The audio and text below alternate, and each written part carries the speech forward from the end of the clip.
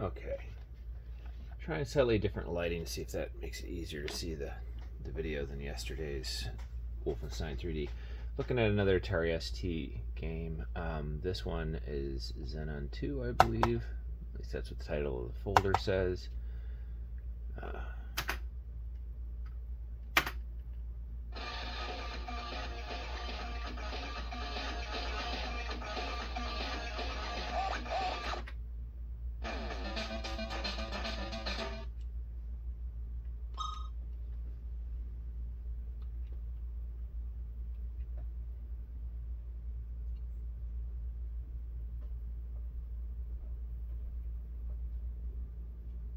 This is one of those games that was pretty popular. I think it was Bitmap Brothers made this. I remember playing it on the IBM PC. A pretty inferior clone of the Atari ST and for sure the Amiga version. But this was pretty popular. I mean, even not having an Atari or an Amiga as a kid, I was aware of this game, and it was, you know, a British company.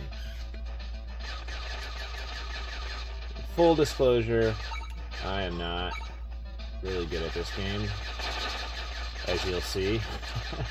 Well, full disclosure, I'm not good at most games.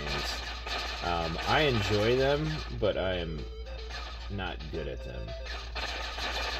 Now, one of the nice things, if I don't shoot for a second, about this game, and this is where Bitmap Brothers, I think, kind of knocked it out of the park compared to a lot of developers at the time. A lot of times developers would choose between music and sound effects, and this has both, which is nice.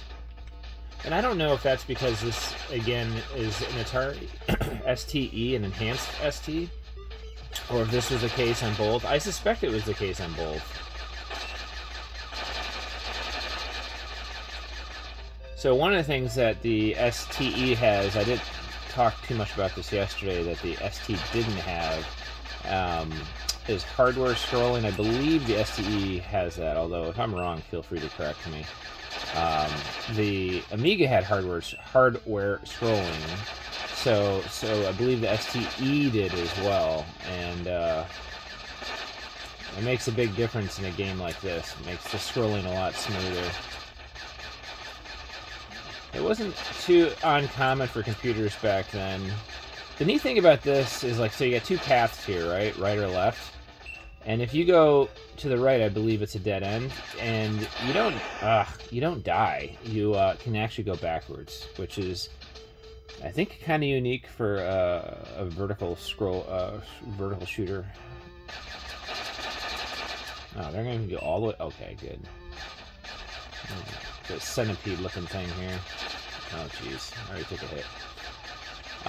So, like, the MSX, the first two well, for sure the MSX1, I guess I guess the thing is to avoid those little guys. Didn't really have hardware scrolling, so it would look really herky-jerky as the screen would move, or the games would just opt to have,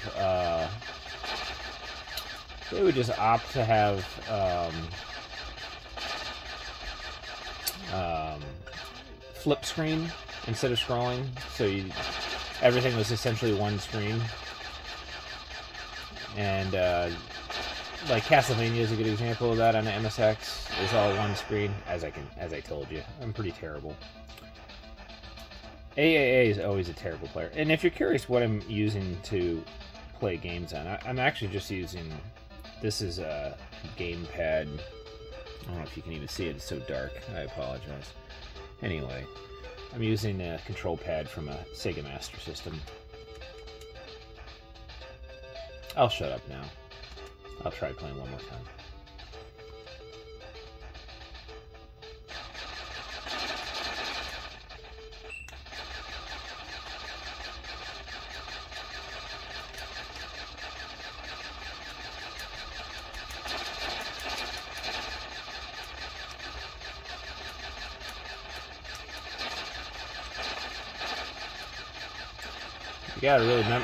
You really gotta memorize patterns of where things come out, because I don't think it's randomized. I think it's the same every playthrough.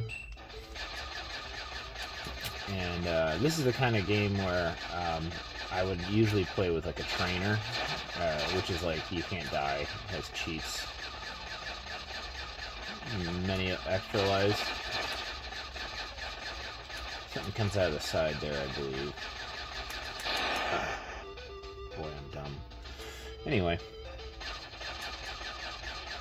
Xenon 2. I can't even get through the beginning of the first level.